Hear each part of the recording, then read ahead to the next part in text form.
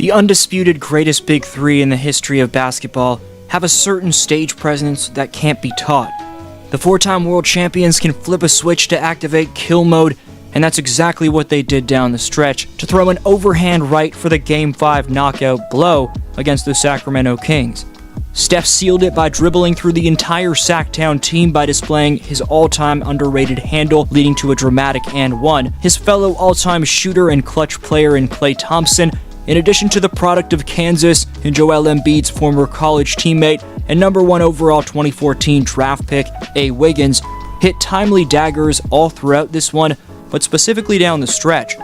However, star of the show was Draymond Green, or as Kerr called him, Draymond Nowitzki, posting his highest personal point total in a game since Christmas Day in 2019.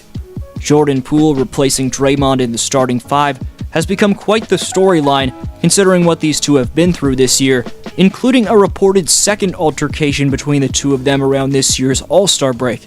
Green being up front with Steve Kerr and moving to the bench in replace of Poole is a beautiful narrative which displays the selflessness from Green and the spacing offensively provided by JP.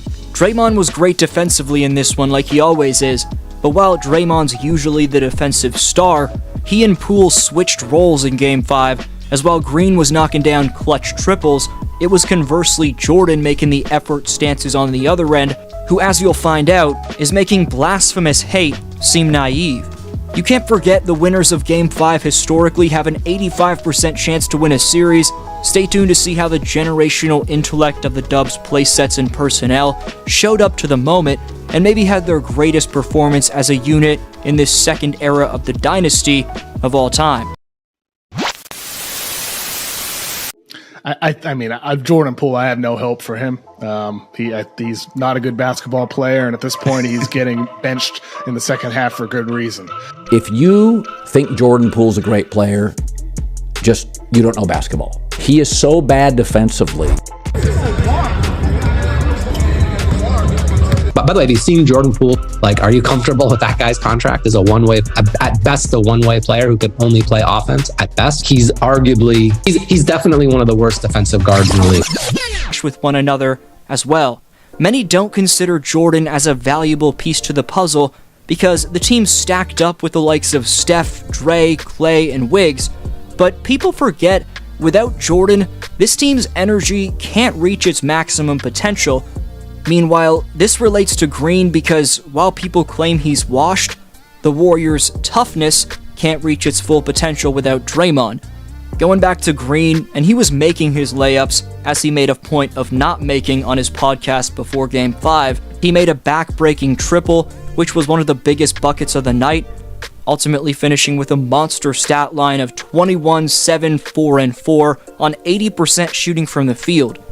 They needed to win either Game 5 or 7 on the road, but after Green treated Game 5 like a must-win, respectably putting everything out there on the line, it seems as if a Game 7 won't even be necessary to take care of the Kings. Draymond's the hard-nosed anchor, while Poole is the laid-back energy bringer, and they're both versatile to act as either one of those things on any given night. Having too many of either one of those two types of personalities will disturb any given team's chemistry, while having one or two of each, which is what the Warriors have, is a recipe for success. This allows the Dubs personnel to respect the message of Steve Kerr at all costs, aka buy into the system.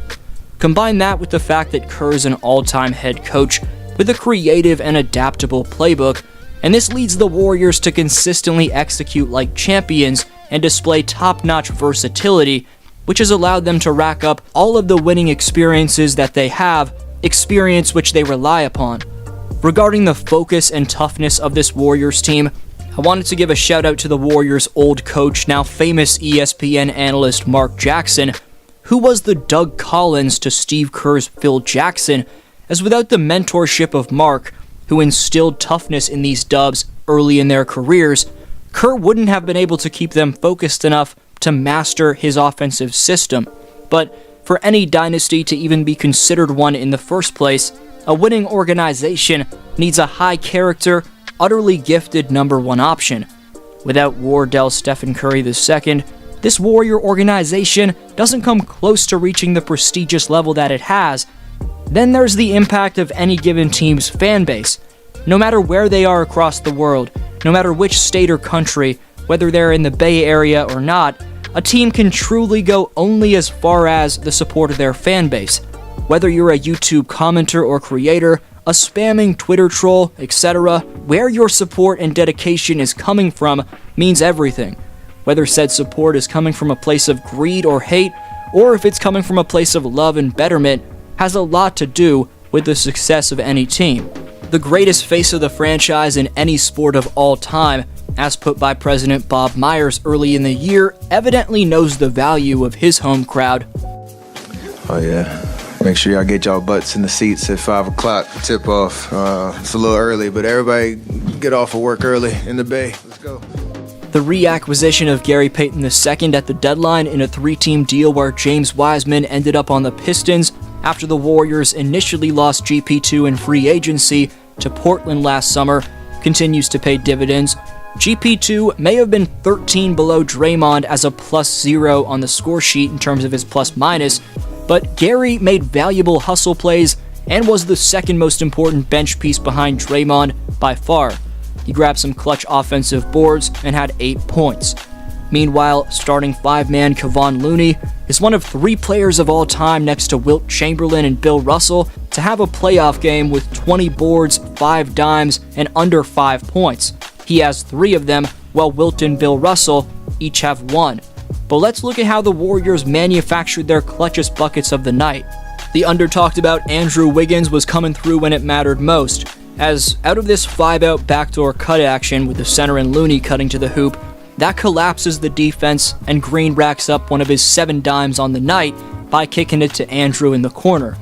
This weak side inverted pick and pop with Steph setting the on-ball gets Wiggins the ISO, where he puts together a hezzy cross and momentum cross to explode into a slight drive entry before nastily spinning back to create space for the fall-away jumper. Elite footwork from the former Kansas Jayhawk. Earlier, KLAY would find his flow, as watch him just cross half court and pull up for the contested triple. Maybe back when Barnes was pals with Green and on the Warriors at that point in time, this type of 3-point defense would be acceptable, but despite Harrison being beyond the 3-point line in his coverage, KLAY's range is evidently generational. This chin-get SOB sees the inbounder, in this case KLAY, receive it back from Dray, while Thompson gets a handoff screen from Green. Red Velvet navigates the screen perfectly, but somehow KLAY knocks down the off-balance triple after 1 bounce. Very next offensive possession, he's got to put it up at the end of the shot clock and crosses back to pull up from 40 for the bailout heave after the weak side switch onto Murray, who Steph goes full 2K mode on, going between the legs cross directly into a Curry slide, and his speed takes over from there. Play of the night from anyone, however, displays a mix of Steph's speed, shiftiness, ability to shift gears, and change direction all at once. Doubled and seemingly trapped by Domas and Barnes, Steph craftily fakes the layup on Barnes to get him jumping, weaves through the sandwich of Barnes and Murray, fakes another loop around Monk to freeze every Kings player before relentlessly exploding to his strong hand for the and one. Pure craftiness, pure domination, purely clutch, on a bucket which ultimately sealed Game 5 and dramatically threw an overhand right, followed by a punch to the stomach on the Sacramento faithful in a hostile environment on the road. You expected the refs to be against the Dubs in this one given it was a road game, and the Dubs don't get many calls in the first place, but this shockingly turned into not only a battle between the Warriors and Kings, but the Dubs and the officials. Malik Monk got the better end of the stick 3 times when the call shouldn't have gone his way in obvious fashion. First, he rammed into Curry like he was a bull being released in a rodeo sport, and it wasn't a flagrant 1 or 2. Then Monk flopped back into Andrew Wiggins and got the benefit of the doubt. Monk would also smack Draymond Green in the face on the fast break, but it not only wasn't even reviewed for a flagrant 1 or 2, but it wasn't even a common foul.